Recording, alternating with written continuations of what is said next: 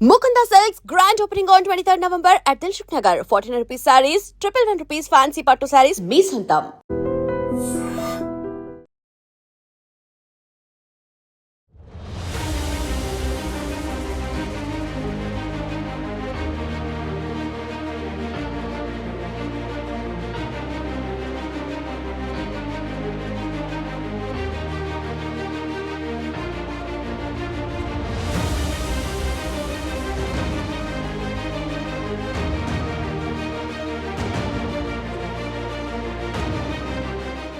అగ్ని ప్రమాదంతో ఒక్కసారిగా స్థానికులు ఉలికి పడ్డారు.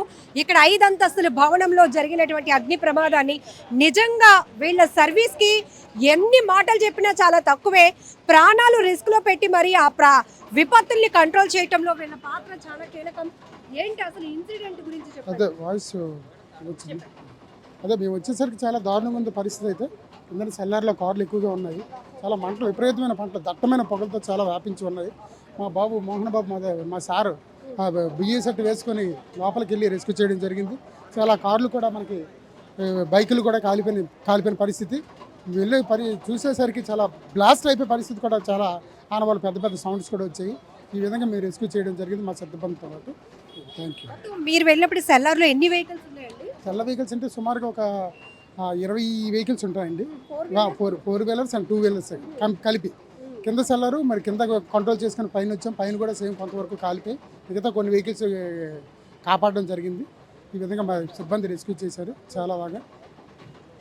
క్యాజువాలిటీస్ అయితే లేవు, థ్యాంక్ గాడ్. బట్ పెద్ద డ్యామేజ్ జరిగి ఉండాల్సింది. బట్ మీరు ఇమీడియట్గా రెస్పాండ్ అవ్వడం, లోపలికి మీరు ఫస్ట్ వెళ్ళారు అని చెప్తున్నారు. ఏం జరిగింది? ఫైర్ కాల్ ఇలా వచ్చిన వెంటనే స్మోక్ ఎక్కువ వస్తుంది మేడం. స్మోక్ ఎక్కువగా వస్తూ ఉంటే పైన ఎవరైనా విక్టిమ్స్ ఉన్నారేమో అని మొత్తం అంతా కూడాను పైన చెక్ చేసాం మేడం. స్టేర్ కేస్ నుంచి అలా పైకి వెళ్ళి మొత్తం అంతా రూమ్స్ అంతా కూడాను మొత్తం అంతాను చూసాము. విక్టిమ్స్ ఎవరు లేరు. తర్వాత కిందన సెల్లార్లోకి వచ్చాక సీట్ ఆఫ్ ఫైర్ ఎక్కడనేది చూసాము. చూసిన తర్వాత కిందన ఏంటి అనేది లోకల్ పర్సన్స్ని వాళ్ళని అడిగి తెలుసుకున్నాము. సార్ లోపల కార్లు ఉన్నాయి, తర్వాత గ్యాస్ సిలిండర్స్ కూడా ఉన్నాయి సార్ లోపల అని చెప్పారు.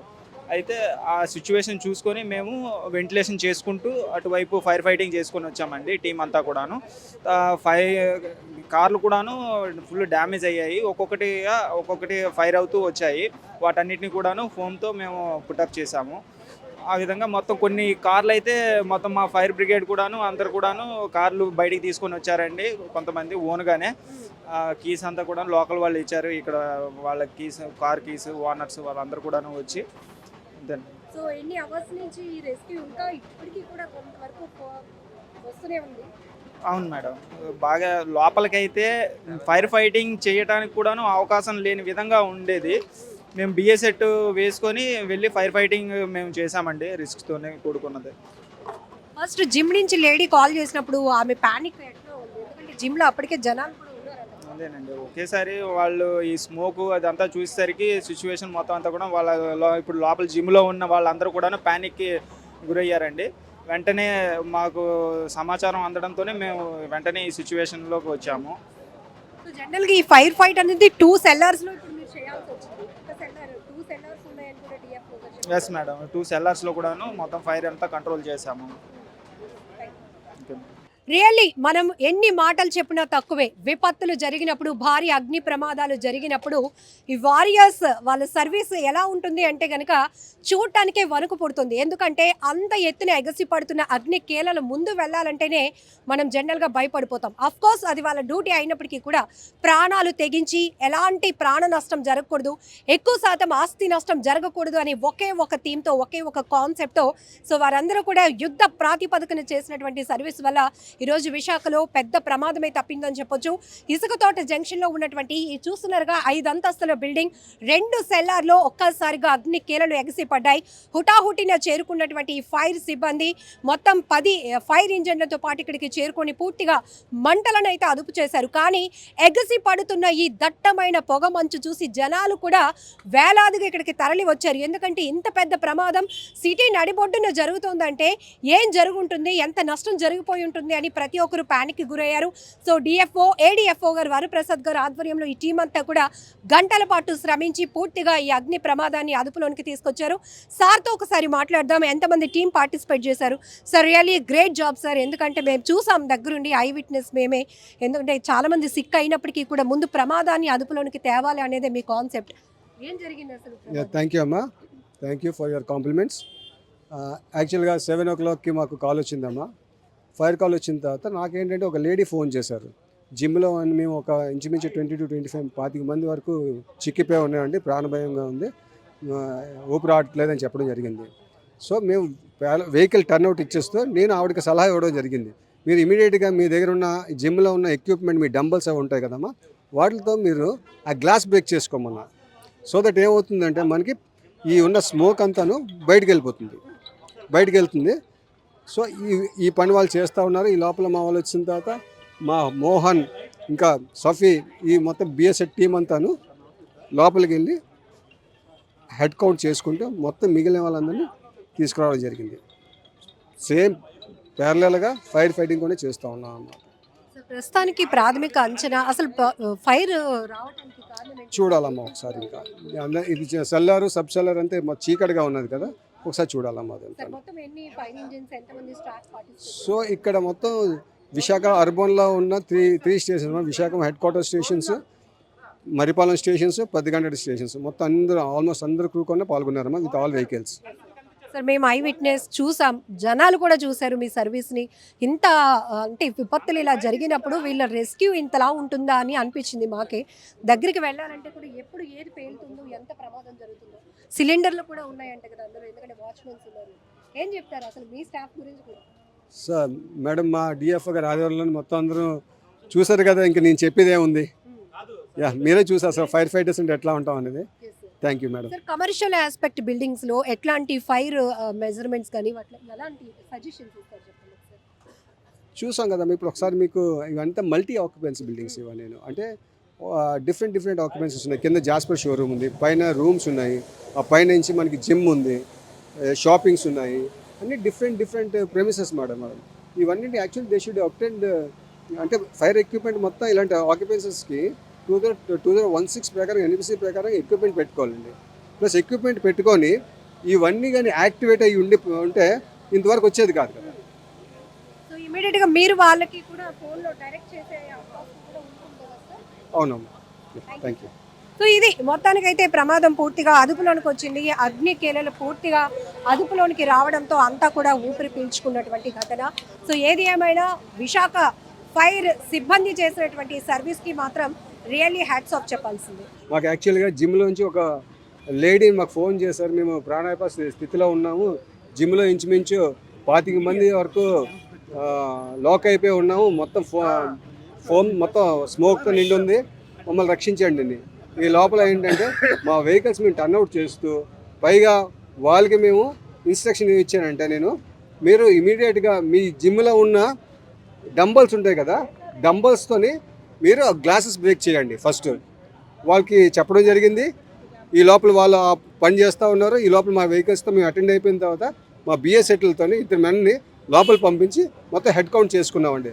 ఆల్ ఇంచుమించి మొత్తం అంత లైఫ్ అంతా జాగ్రత్తగా అందరికీ దించిన తర్వాత ఈ స్టార్టెడ్ ప్యారలల్లీ. ఇది ఒకవైపు అవుతుంది, నెక్స్ట్ ఏంటంటే ఫైర్ ఫైటింగ్ ఒక అవుతుంది. Okay, thank you. పానిక్ అవ్వడానికి ఈవీ వెహికల్స్ ఉన్నాయి, అవేమైనా? సో అంటే ఇప్పుడు మనం యాజమాన్యంతో చూడాలమ్మా అవి ఏ వెహికల్స్ అనేది. ఆల్రెడీ బండ్ స్టేజ్లో ఉన్నాయి కదా, లోపల కూడా చీకటిగా ఉంది అంతాను. Thank you. నమస్కారం అండి. ఈరోజు మార్నింగ్ 7 o'clockకి మాకు 5 కాల్ రావడం జరిగింది. ఇది ఏ టైంలో తగ్గింది, డెన్స్ స్మోక్ వస్తుందని చెప్పేసి మాకు కాల్ రావడం జరిగింది. ఇమీడియట్గా విశాఖపట్నం ఫైర్ స్టేషన్ నుంచి ఒక వెహికల్ని డిప్లాయ్ చేయడం జరిగింది. ఇది అయిపోయిన తర్వాత నేను తీవ్రత పరిస్థితిని చూసి ఇంకో 2 వెహికల్స్ మగిపాలెం నుంచి విశాఖపట్నం నుంచి టర్న్ చేయడం జరిగింది. ఆ తర్వాత ఇంకా ఇక్కడికి వచ్చిన తర్వాత ఫైర్ ఇంటెన్సిటీని బట్టి ఇక్కడ ఉన్న వాహనాలు బట్టి వాటిని సేవ్ చేయడం కోసము ఇంకొక 2 వెహికల్స్ పెదగంట నుంచి ఒకటి విశాఖపట్నం సుమారు ఒక 7 వెహికల్స్ అనేది డిప్లాయ్మెంట్ చేసి సుమారు 35-40 మందిని ఇక్కడ డిప్లాయ్మెంట్ చేయడం జరిగింది.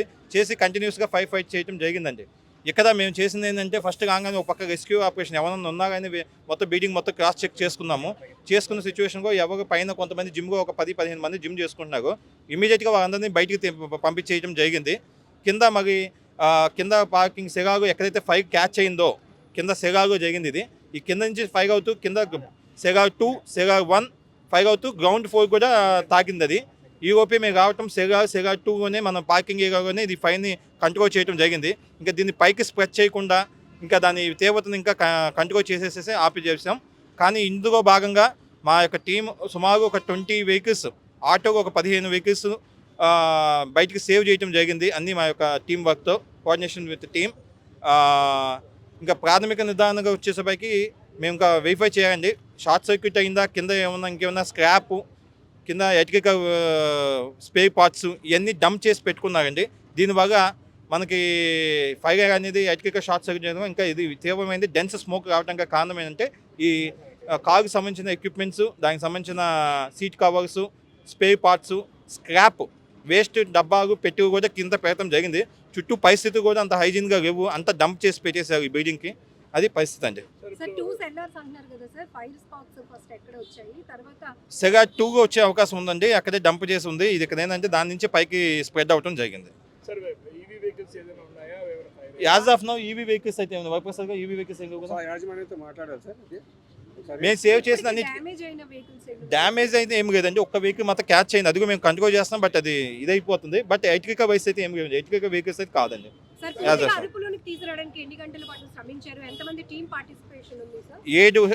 మూడు స్టేషన్ నుంచి 3 ఏరియా ఫోర్సు, ఒక 35 మంది ఫైర్ మెన్, నేను ఇక్కడికి వచ్చేసి సముష్టి కృషి చేసేసి ఫైర్ కంట్రోల్ చేయడం జరిగిందండి. జిమ్ అనేది నార్మల్గా 5 to స్టార్ట్ అవుతుందండి. మనకు అది జిమ్ పైన కదండి. నో 5 కింద నుంచే వచ్చిందండి. ఎందుకంటే 5 కింద నుంచి వస్తాయి కాబట్టి జిమ్ నుంచి చూస్తే పైకే కదా 5 స్క్రాప్ అంతా సెగాగో ఈవీ స్టేషన్స్ ఏమి ఇవ్వండి. ఒకసారి మేము వెరిఫై చేయాలి. మీగా చూస్తున్నాం కదా స్మోక్ డెన్స్గా వస్తుంది. మేము ఇంకా ప్రాథమిక నిర్ధారణకి ఎలక్ట్రికల్ షార్ట్ సర్క్యూట్ మేము అనుకుంటున్నాము. ఇంకా సమాచారం తెలియదండి. మేము ప్రాథమిక నిర్ధారణ చేసినా మీకు పూర్తి వివరాలు ఇస్తామండి. ఏమన్నా ఒక వేగం ఉంటే మేము ఒకసారి నిర్ధారించుకున్న తర్వాత మీకు దృష్టికి తీసుకొస్తాం.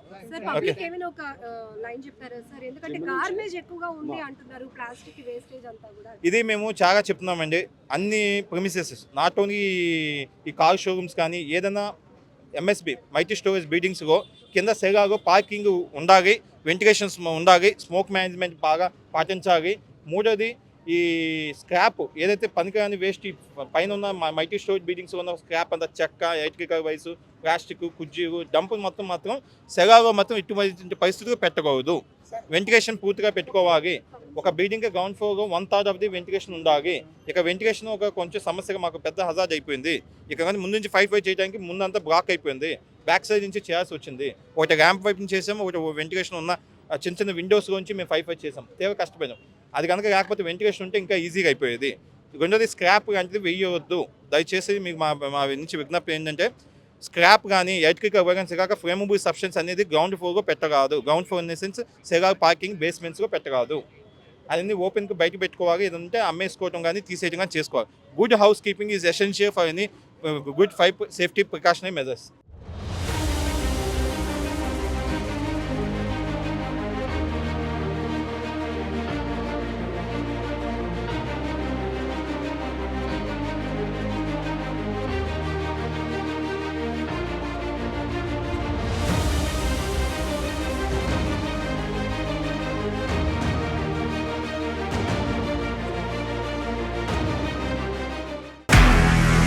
నిజంగా ప్రస్తుతం ఉన్నటువంటి సమాజం దేనికి ప్రయారిటీ ఇస్తుంది? ఆర్థిక సంబంధాల చుట్టూ మాత్రమే తిరుగుతోంది. మళ్ళీ ఎన్నికలంగానే చాలా విరక్తి కలుగుతున్నాం.